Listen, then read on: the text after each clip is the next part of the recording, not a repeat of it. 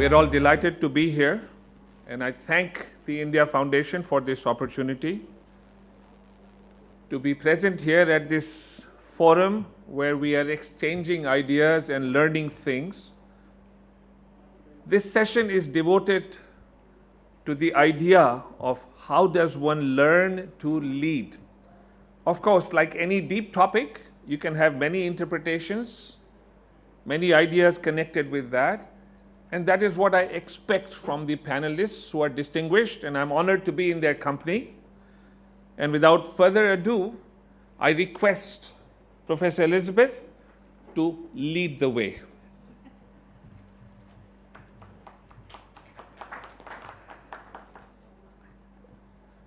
Well, thank you very much. I see there's no clock, so I have the rest of the day to talk. Oh, it's over there. Try to avoid it. It's an honor and a pleasure and a privilege to be here.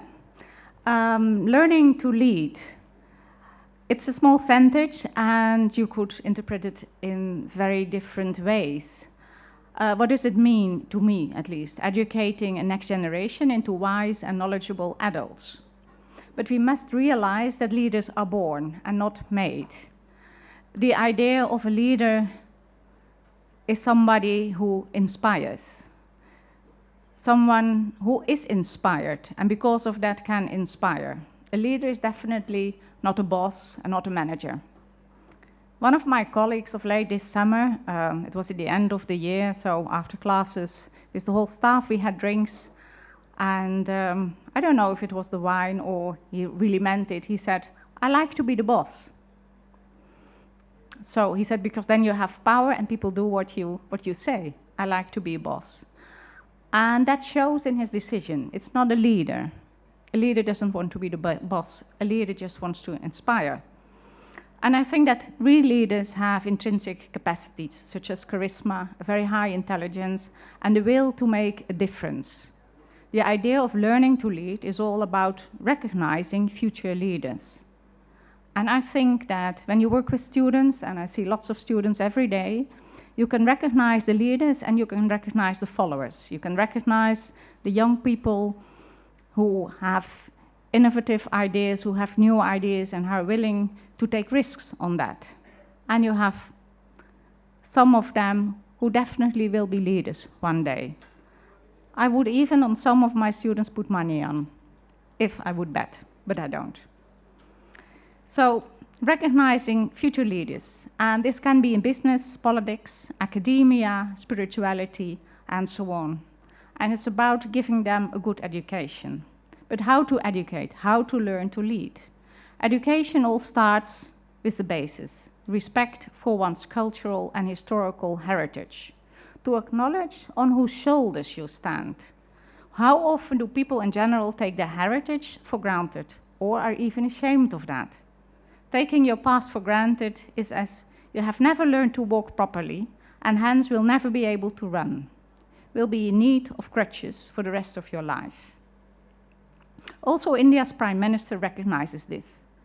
The importance of knowing your heritage, knowing your past, and using that for a future as a true leader. And I quote him, "What people like Aryabhat had said centuries ago are being recognized by science today. What I mean to say is that we are the country, this is India, which had these capabilities. We need to regain these," I unquote. That is looking into the past to create a better future. I think that is how you can recognize a true leader.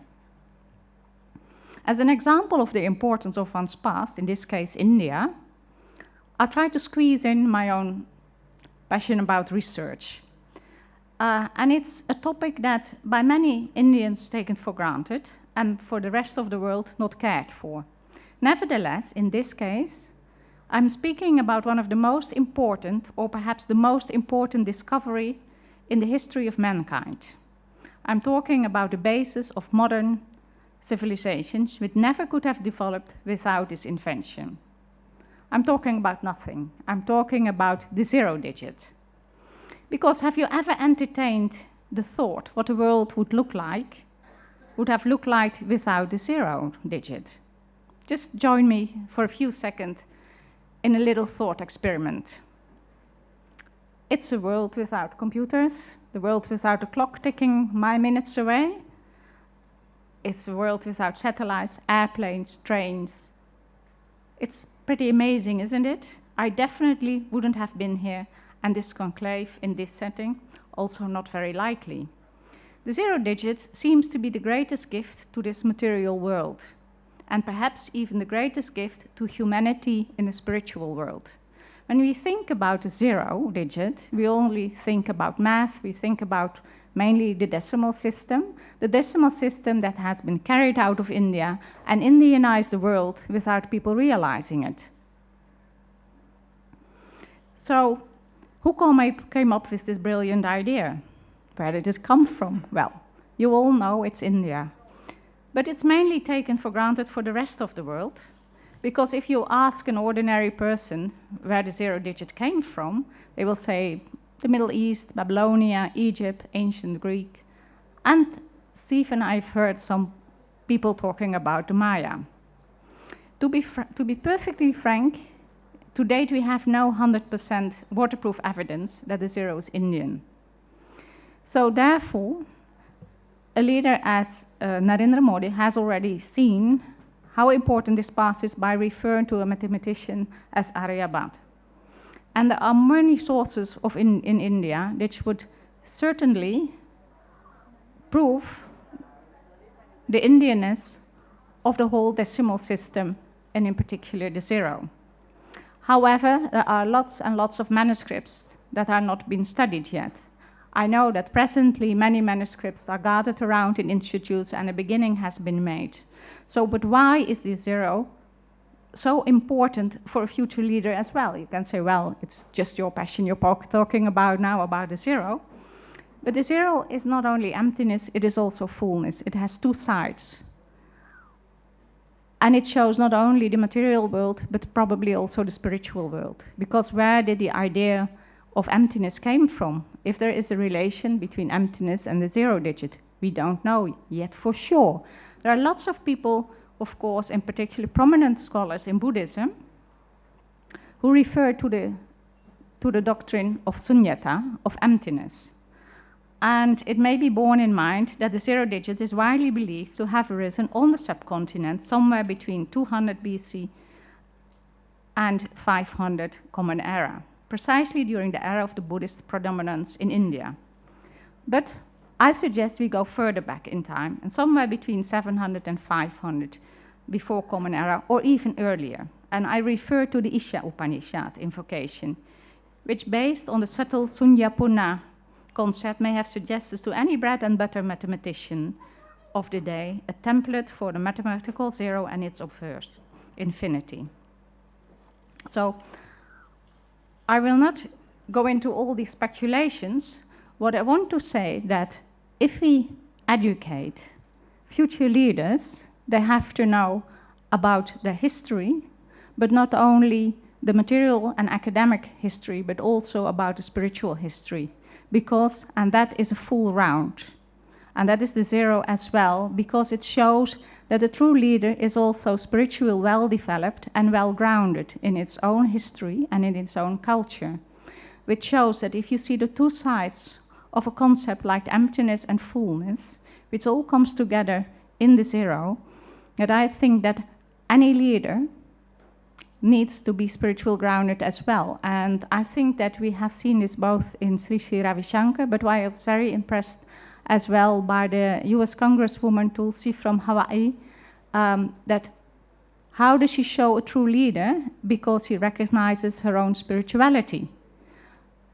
That gives her the moral basis to be a good leader. That comes from spirituality, not from education. No, it comes from your heritage. So, in short, very short, yes. If we go back to it and we make the round full, from the past to the future, which was, I know, was the subject of the former forum, I would suggest to have an idea for future leaders to go into the research of the digit zero, not just because it has proven the Indianization of the whole world. But also maybe there is a chance that when we study all these sources again, we may see that the zero can be a gateway to enlightenment. And I think we need enlightened leaders for a future.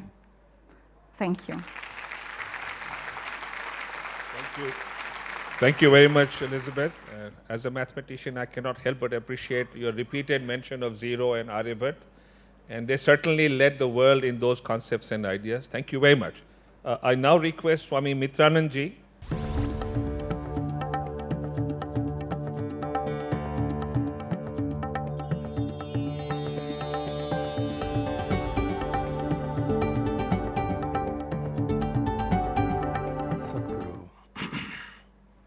My salutations to everyone assembled here. Pranam.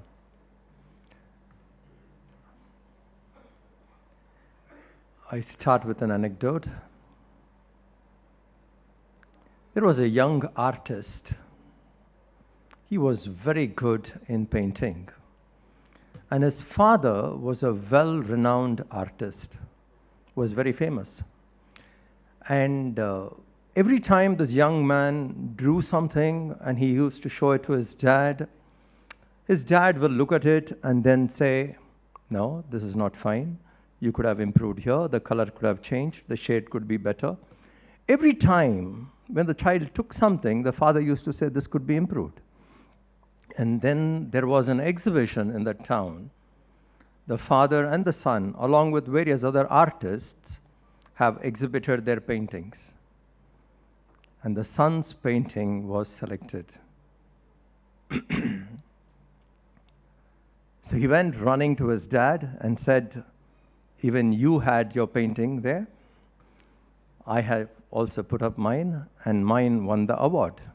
The father said, which one? He showed. The father looked at it and he said, you could have improved. You could have changed. You could have improved. The son looked at him and he said, Dad, you're jealous today. The father was slightly sad. So he saw the face going sad, so immediately the son said, I'm sorry. He said, no, I'm not sad that you accused me, I'm jealous. I'm sad because today you decided not to learn, not to improve. A leader is someone who would continuously keep improving. A leader is someone who is continuously learning. And where do we get these leaders? For India today, we need. Where do we get them? A leader is someone who is very innovative. Innovation is something doing new, but that has become a tradition in India. I was reading Subhash Chandra Bose's life, very innovative, which is very important for us to understand the process of finding good leaders. Subhash Bose formed an army, 80,000 people. He was not accepted in India. He did not form the army in India. He went outside and he formed an army. Who were his soldiers? His soldiers were Indians who were living outside India, and most of them were prisoners of war. Prisoners of war fighting for some other nation, who has joined the army of Japan, who has joined the army of Russia, Germany, and they were all prisoners of war. Now, this is a very innovative step. He wanted an army, and he found people who were already trained in the army. He went to them, he addressed them, he spoke to them saying, can you step forward for India now? I will release you from the jail. So the prisoners of war who were already trained joined Subhash Chandra Bose, and the army came. Similarly, we need to find, where do we get these leaders? Already trained people, or already who has some of these qualities. Where do we get them? One of the things which we can try is, you see, India has a long spiritual tradition where there are very many organizations which have stood time. There are so many mutts in India which have stood time. Ramakrishna Mission, 150 years now, 100 plus years. Chinmaya Mission, 60 plus years. Arya Samaj. You take various organizations and they've stood time. And all these people who are following these organizations are volunteers, already inspired, already values inculcated, values like loyalty, values like purity, values like willingness to serve is already there. If we have to look for leaders, we have to start looking at the groups of people where these values are already there. So one of the things which we can do, India Foundation, I did speak about this to Ram Madhavji long back. We can invite these spiritual organizations, mainly the heads of these organizations, and speak to them saying, there are some 5, 6 programs, let us say in India, which we want to implement. And ask these organizations to take up minimum, let us say, 100 villages. And that way some 20, 30 well-established spiritual wings in the mission. I mean, in India, if we can gather them, harness them together, address to them, let us say India Foundation can do it, the Prime Minister can do it, and these organizations commit to 5 or 6 points, like Clean India, educating women, child, hygiene, building toilets. Like this, if these kind of projects can be given to these spiritual organizations, and each organization adopting, let us say, 100 villages, we will find some 30, 40 organizations adopting a few thousand villages. They're already trained people can come and start working, and that way we could empower India quickly. And most of these organizations would be only willing to do because they already have manpower, trained, committed, disciplined manpower. That power could be tapped. That human resources could be tapped. And that can give us a kind of a strength. Ideas need committed people for those ideas to manifest. And we can find committed people here. So along with the regular activities which all these organizations are doing, these ideas can also be implemented and it could become very easy to do. So this is something which one can attempt. That harnessing various organizations and asking them if they can take up 5, 6 points in the national interest, which could be the very important issues for the country, and then make these people do. This can be done.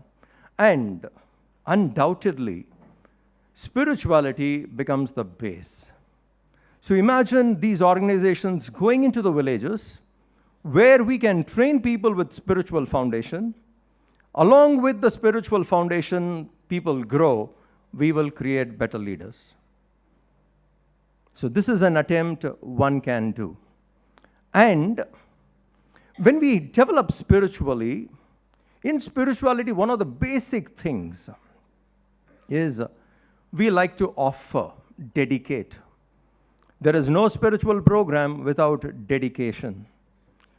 And if a leader inspires people and people come forward to dedicate, this I do for my teacher. The very job which is being done for my master, for my country, the very fact that we want to dedicate, that very dedication would bring the quality in our performance. It is only total quality mind can produce total quality performance. To get total quality mind, spirituality should be the basis. India always had spiritual advisors for the kings. Even a person like Ram, Lord Ram had Vashishta and Vishwamitra. Every other, when we look into our own past, we have. And so where are these people to be found? Let us look at the people who have already been harnessed, trained in this, with the spiritual backing. If we can start looking at it, then we can form a better quality people who in turn can reach and serve and inspire more people, and that can be very, very helpful. And with that kind of a mind, which is spiritually based, we will have a total quality performance. Thank you very much. Thank you. Thank you very much, Swamiji. I totally agree with you that I think a leader has to be anchored to something, and when you are anchored deeply, that's your faith, your religion, and therefore you become spiritual. So this spiritual spearheading is definitely very important to have leaders. Thank you so much. We now call upon Dr. Samdu Chhetri to show us what he thinks of learning to lead.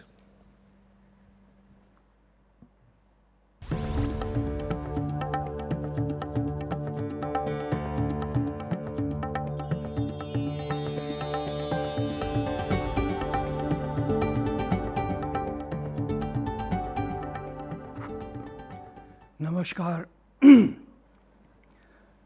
Sasrikal, Kuzuzangpo, Tashidile, Aloha. I think that's the term we learned this morning. New leaders of tomorrow.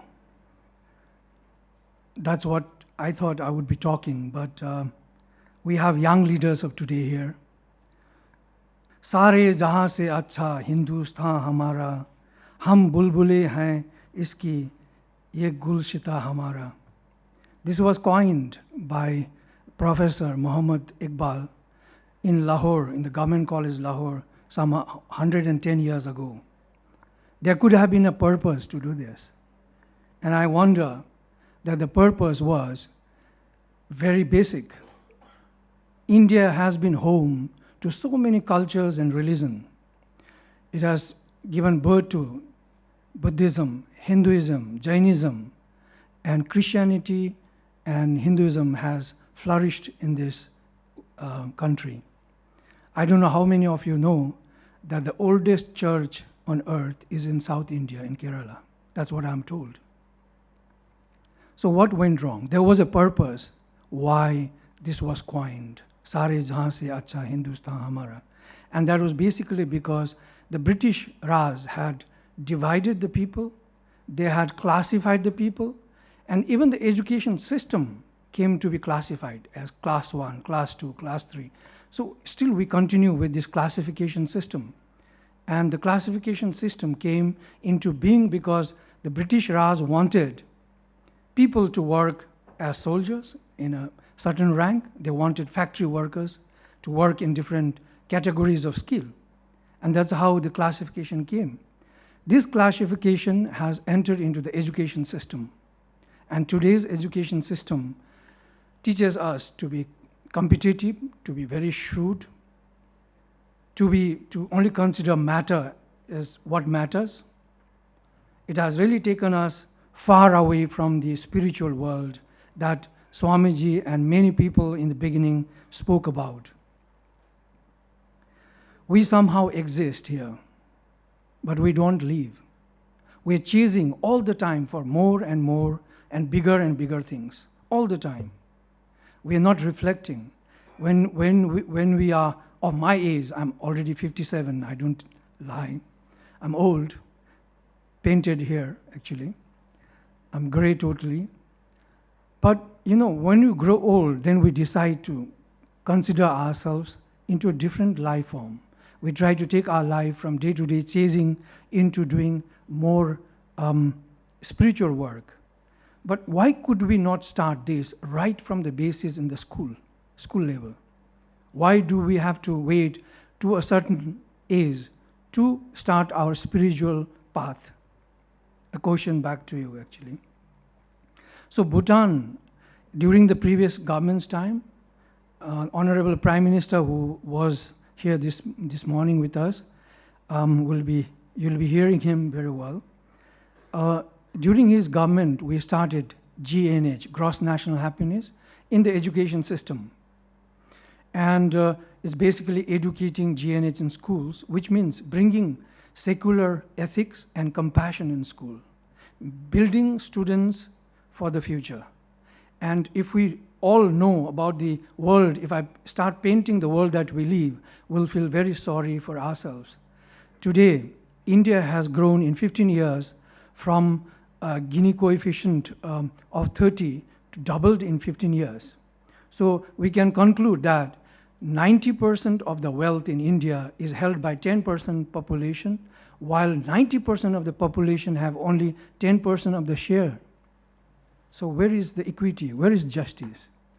And GNH, we try to bring these parameters in to say that we need to follow and balance material and spiritualism hand in hand.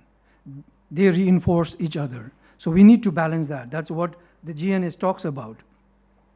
Today, how we see, how every leader sees, is that economy is the whole. Within economy is the society.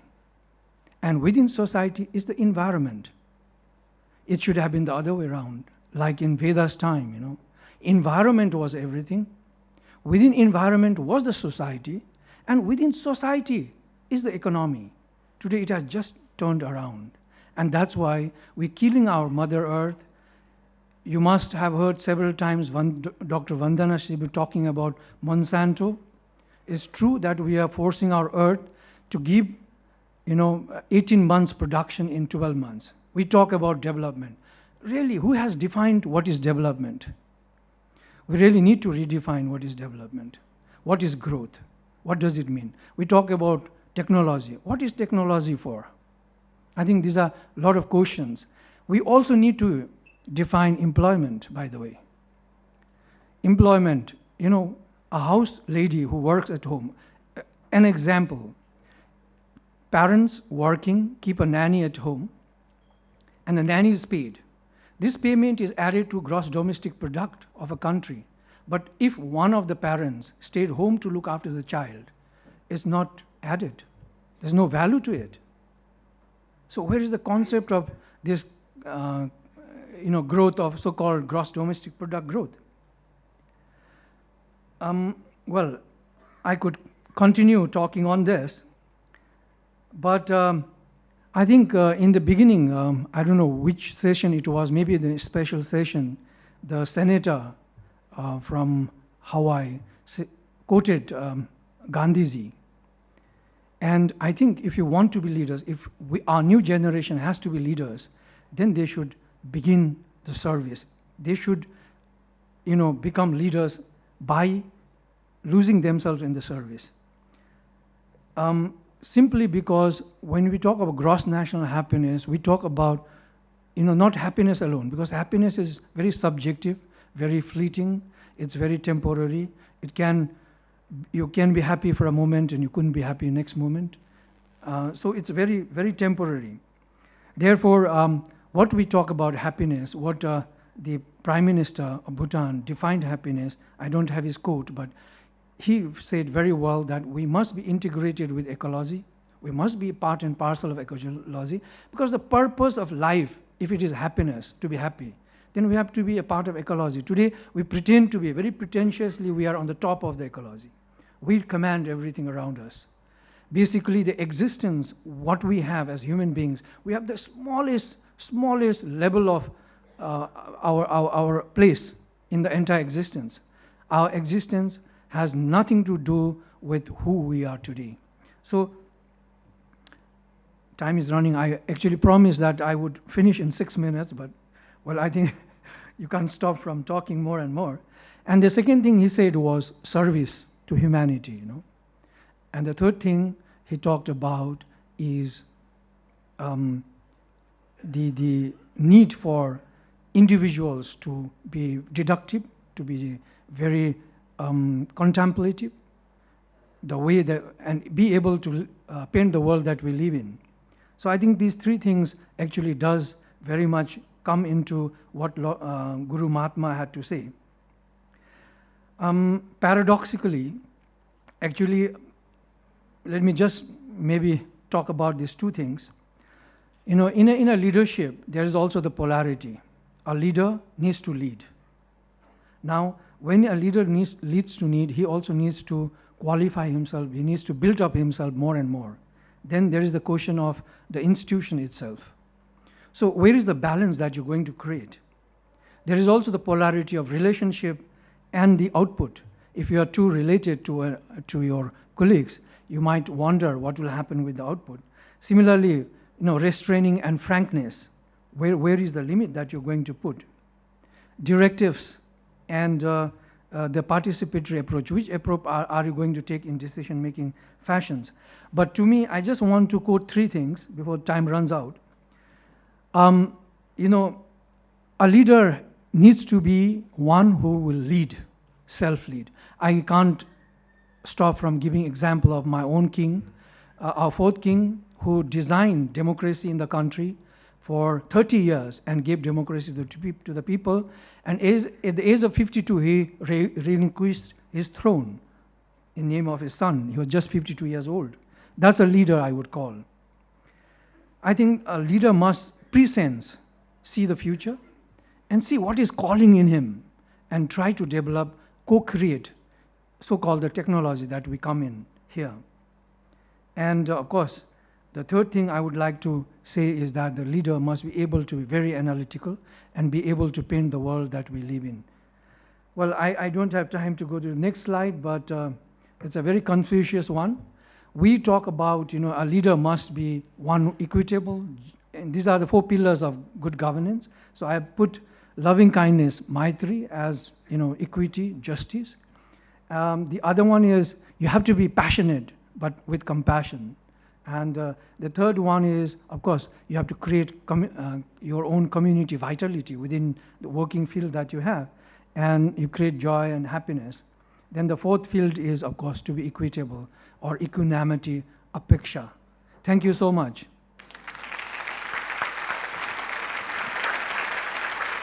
Thank you, Dr. Chetri. Thank you for re-emphasizing that a leader must have a deep inner calling, and this business of being holistic in approach and starting with a very general perspective and then moving to the particular. I think that's very pertinent. I now call upon Professor H.K. Chang, who comes to us from China, to tell us what his view is on learning to lead.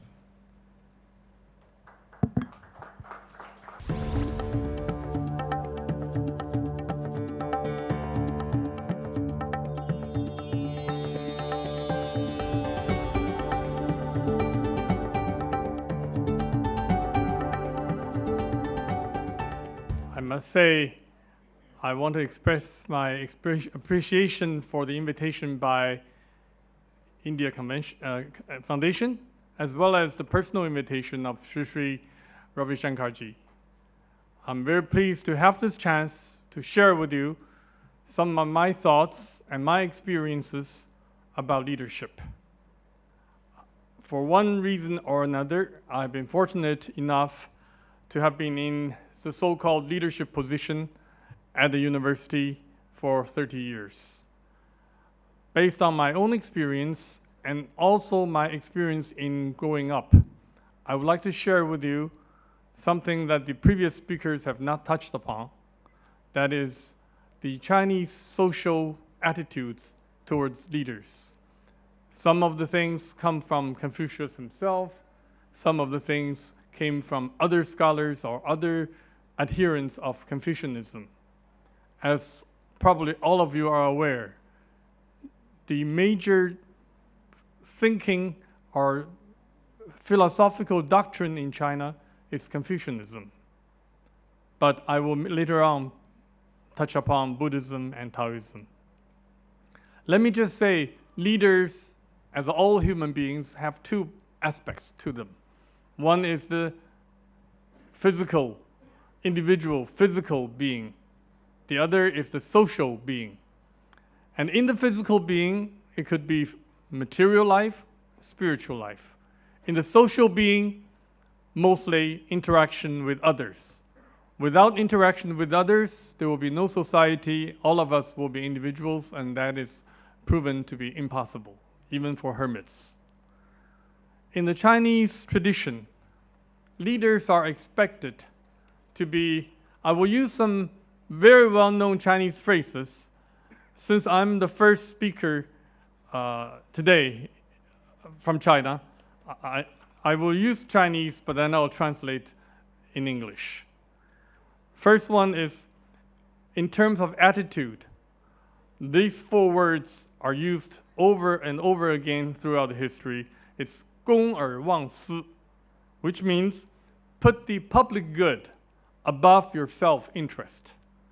A leader must be able to sacrifice his own personal interest and personal family time or other aspects of life in order to really be able to serve the people that he leads.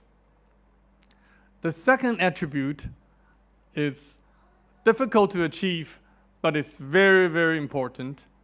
任劳任怨. 任劳任怨 means you have to be able to ready to put in hard work. But at the same time, after your hard work, you have to be able to accept complaints, criticisms, and sometimes harsh criticisms. It is easier for the leader to put in 12 hours, 16 hours per day and complain nothing. But it's difficult for the leader to swallow the criticisms after he thinks he has sacrificed so much for the public good, and yet a part of the public are not satisfied with him. I think many of you are leaders. I see the nodding. So this is something in the Chinese society, everybody expects leaders to be 任劳任怨. And I often have to remind myself when criticisms arise about my own deeds. Of course, these are attitudinal attributes. There are also judgment or ability attributes or requisites to leadership or to being a good leader. The Chinese words are 审时度势. That means you have to understand the circumstances which surrounds you, and also to be able to read the times and act at the right moment. A leader should be able to take the responsibility, be courageous enough to act. A leader is not simply doing an opinion poll, and if 5 of them all say this, and out of the 6, I would just do what the 5 say. But when to act requires judgment, requires an instinct, as well as a reading of everybody's mood. So that's the third ability and judgmental requisite. The last one, a leader can never achieve everything that he wishes to achieve by himself. So he must have a team. He must have others to cooperate with him. So the Chinese verb is 知人善用, knowing the people around you and assign them tasks fit for each person's temperament and ability. No one is perfect. And be aware, a leader is not perfect either. But the leader should be able to tell the imperfections as well as the strength of people surrounding him and give the people surrounding him the appropriate tasks. So today I have heard many things about what India needs. I will only say from my position or my perspective being a Chinese, the relationship that I see between China and India. This morning, some allusions were made about the economic development, about the energy and so forth, and the agriculture and versus industrial output. I will say very humbly and sincerely, throughout the history of several millennia, from Ashoka and Qin Shi Huang's period, there are roughly about contemporary, not exactly, about 2,300 years ago, China has been a net importer of spiritual values and philosophical thoughts. That's it. Very little of Chinese thought has come to this side. but from Buddhism came also the architecture, also the sculpture, painting, music, dance. So China is a net benefiter from the Indian wisdom and Indian civilization. That we all of our Chinese owe a great debt to India for this. Secondly, today when this is my 8th visit to India. I like India, and I've been here altogether 8 times, including this time. I can see the spiritual life in India is a very beneficial factor for the individuals involved and for society as a whole.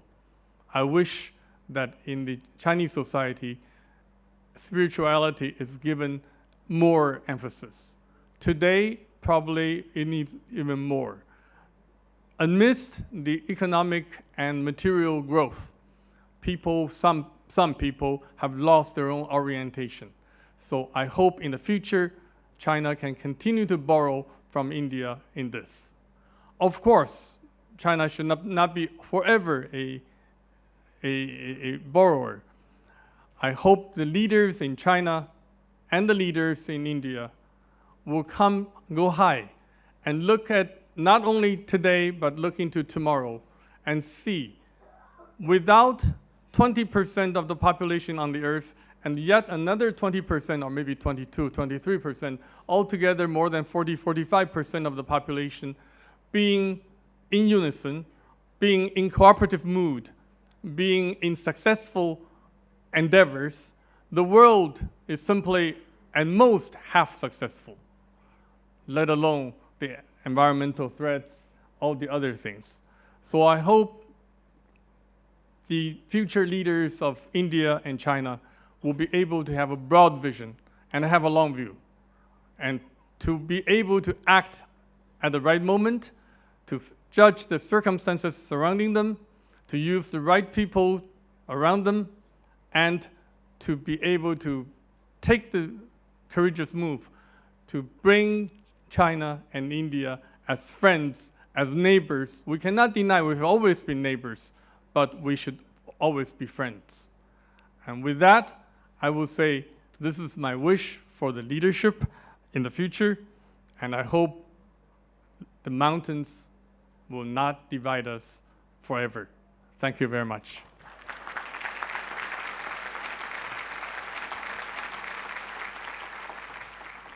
Thank you, Professor Chung, for identifying so many things that we could take from your land.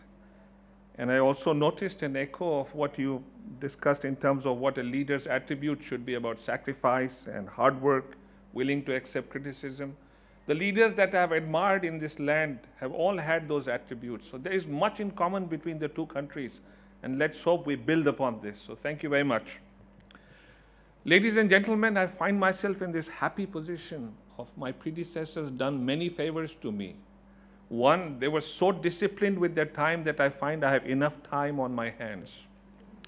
So I may probably speak a little more than they did, and you will have to bear with me.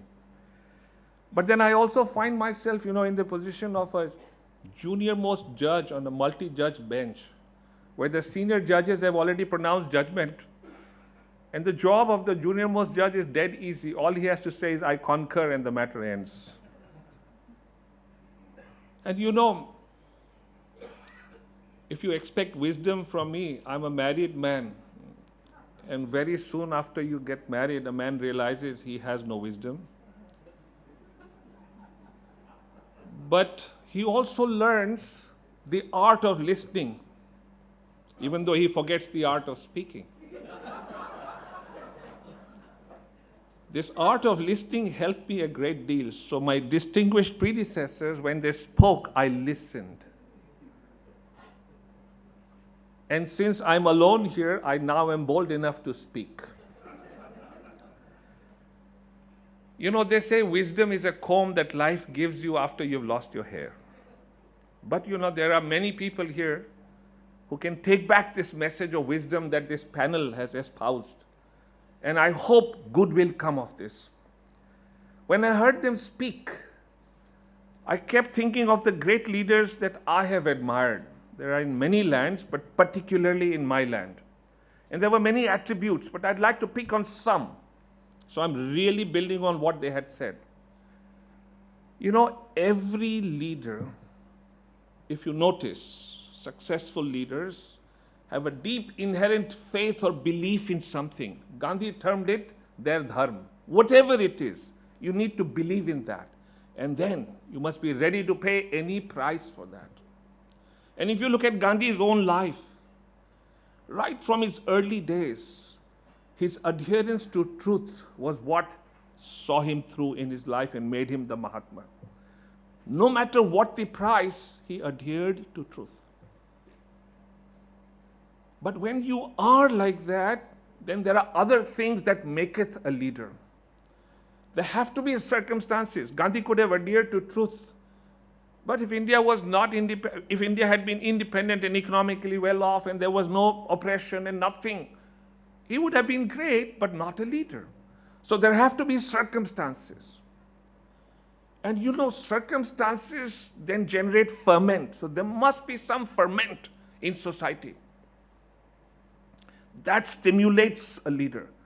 So a leader must have faith, must recognize ferment, and use that ferment to latch on to ideas. You cannot ignore the power of ideas. And I will illustrate. You know what made Gandhi was this book he read on a train journey from Johannesburg to Durban. This was Ruskin's Unto This Last.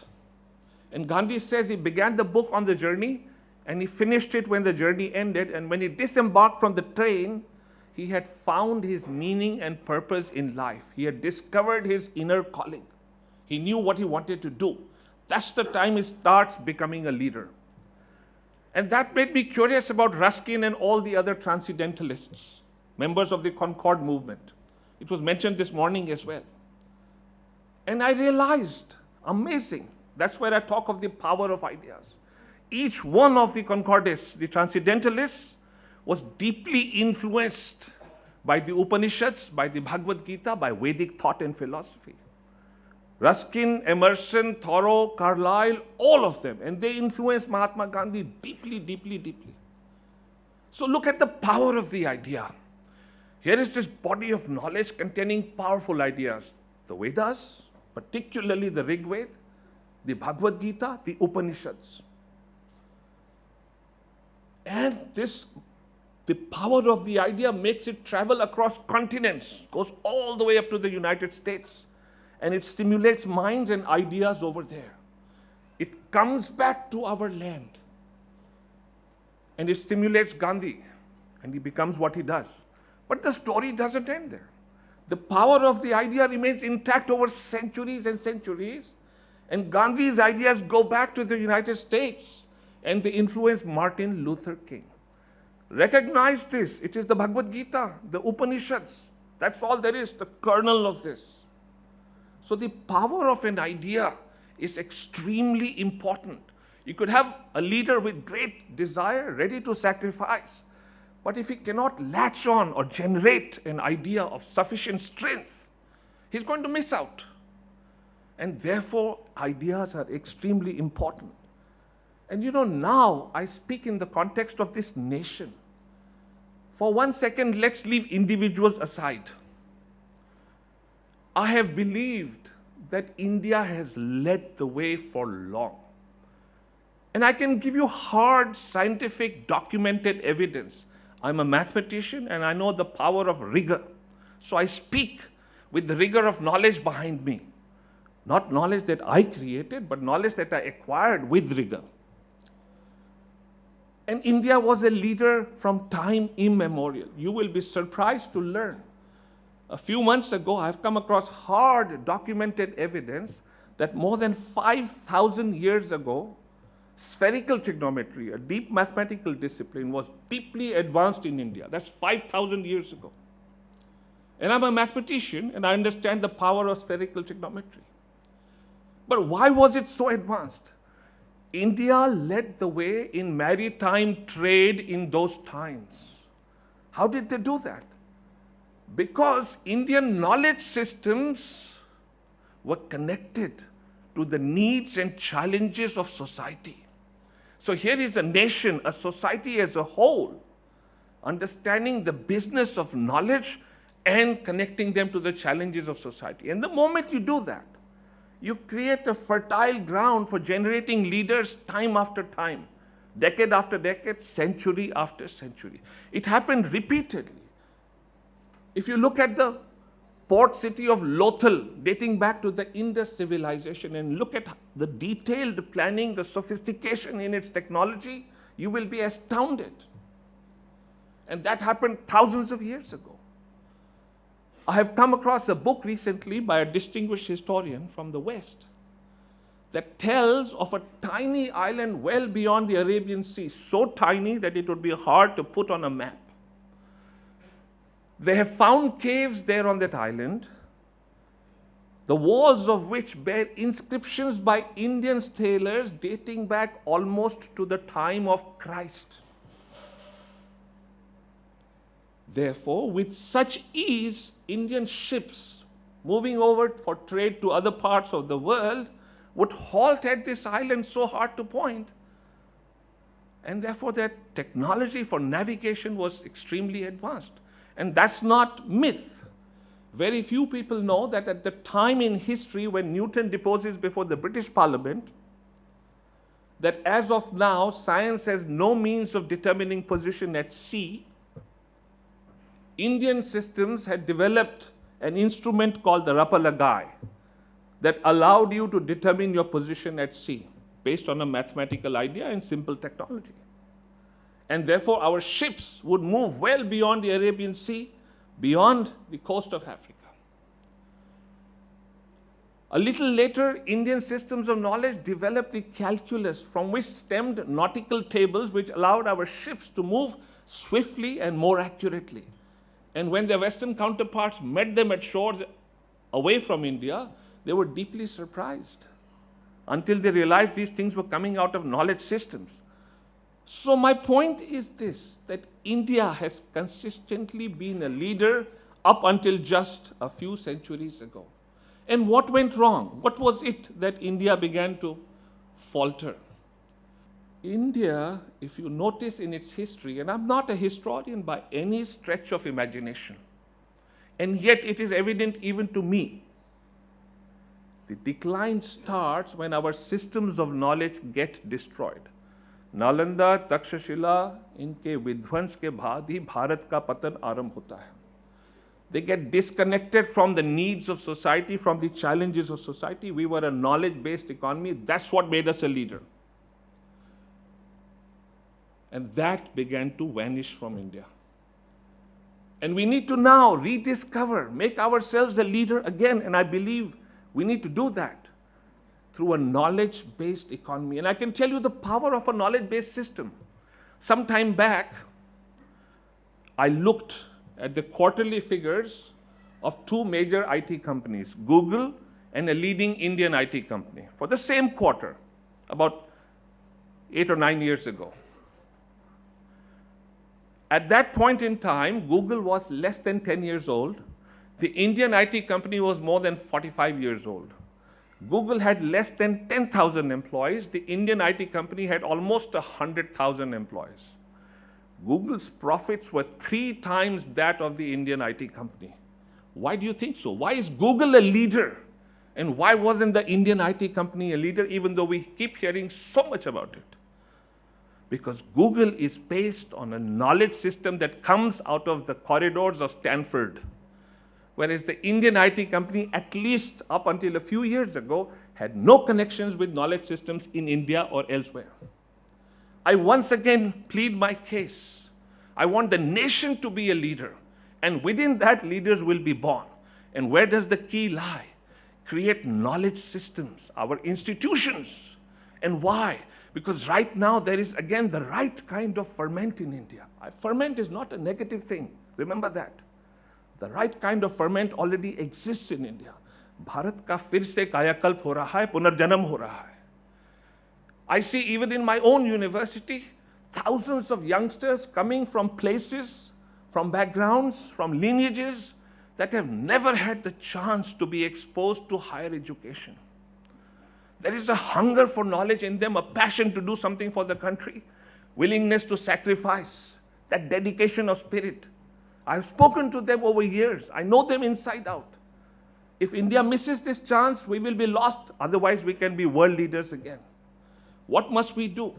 We must bring in the challenges and needs of India into our knowledge systems, expose them, the young minds, to these challenges and needs, give them a platform where they can innovate, where they can invent, where they can harness technology, where there is a certain freedom to think and create hands-on processes. You can never emphasize enough the need for knowledge to be connected to hands-on systems, hands-on exposure. All the great ones in education have said that, and all the great leaders have been people on the field, whether they come from science, technology, medicine, or politics. They are people on the field. Winston Churchill, when they were launching D-Day, insisted on moving with the first batch of troops that were going to land at Normandy. That's the kind of leader must be, to be on the field. Gandhi was like that. Nehru was like that. So many others. And these youngsters that are entering our portals of knowledge, they have a chance, provided we of the older generation do not fail them. And between that and creating the right system, here is a chance for India, once again, to lead by learning. Thank you very much.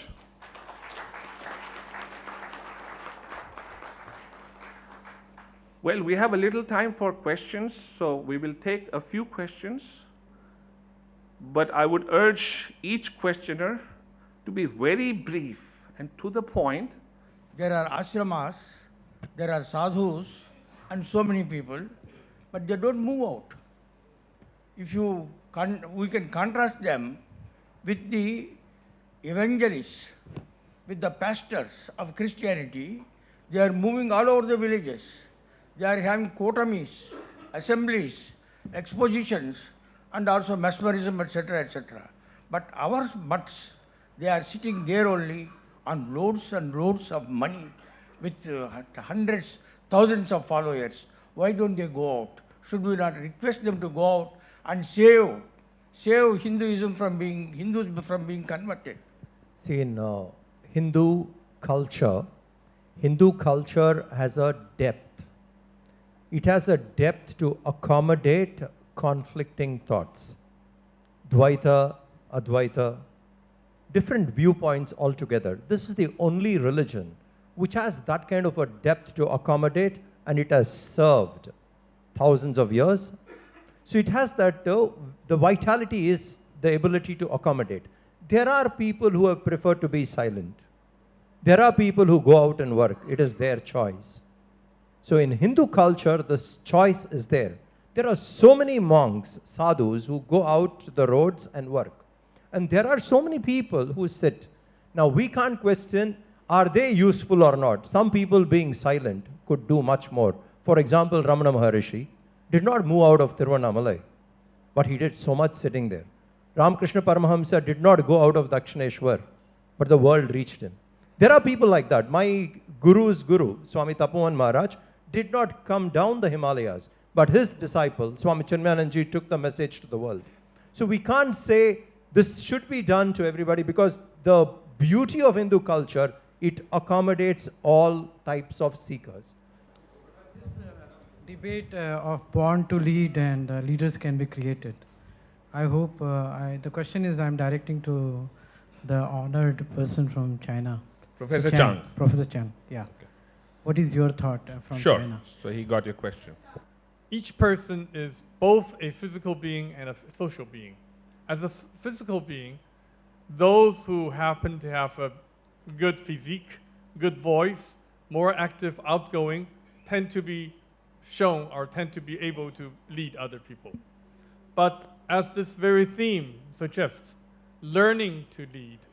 So the socialization process is also important to get the right ideas, to learn from mistakes. So leaders are both born and have learned. No one can be born and immediately put him in the mountainside. 18 years later, he'll become a good leader.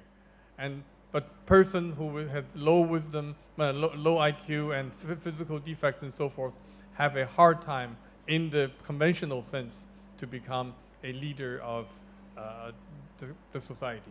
Now, not that people with defects should not lead, and Dr. Hawkins is one. Dr. Hawkins from Cambridge is one exception. You spoke about India being a sort of guide to China in many aspects. But what I feel is, unless there is a political equation between the two countries, the needed friendship for global development cannot happen. What's your take on this, sir? 398 or around that, let's say 400 AD, 400 CE, Common Era, because you used the Common Era.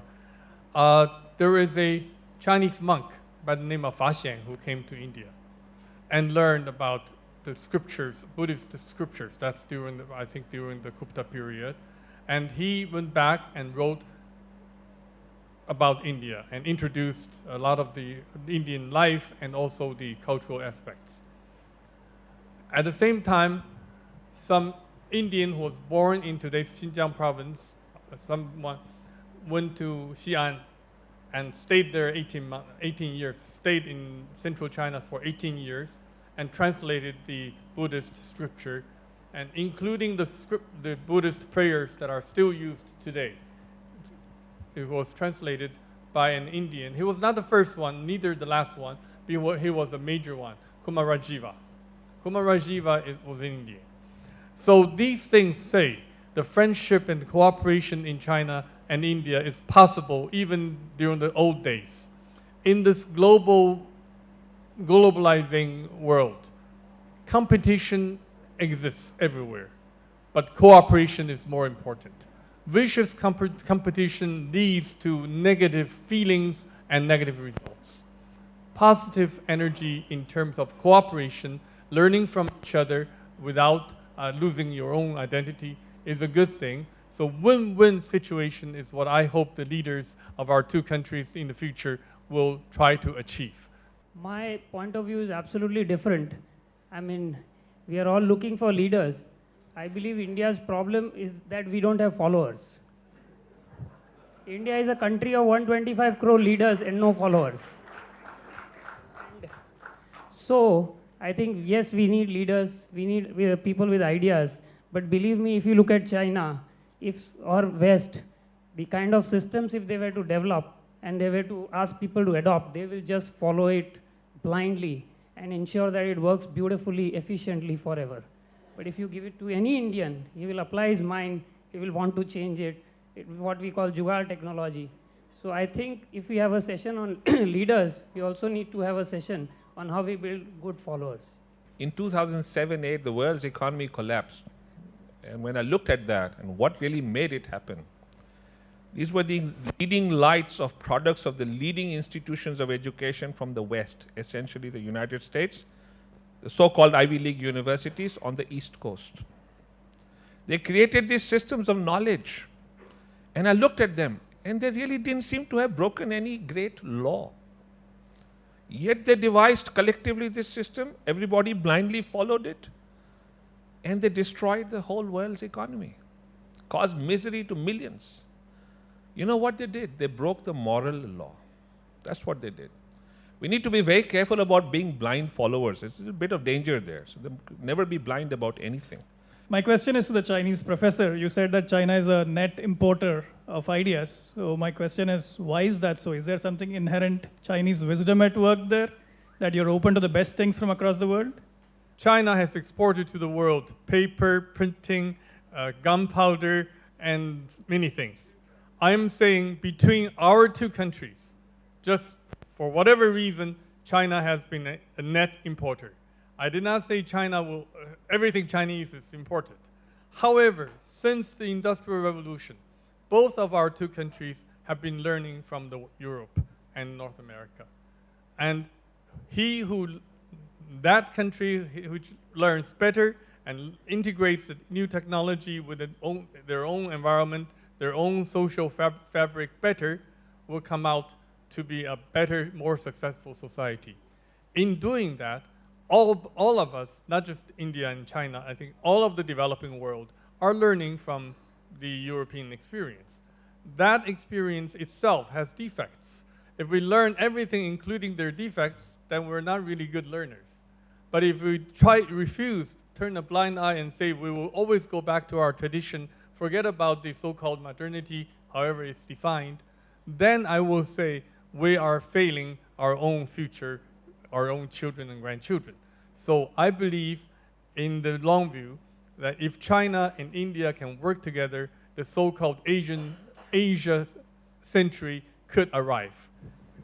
Thank you, Vice Chancellor. And my question takes off from Dr. Chang's statement and your own very convincing allocution.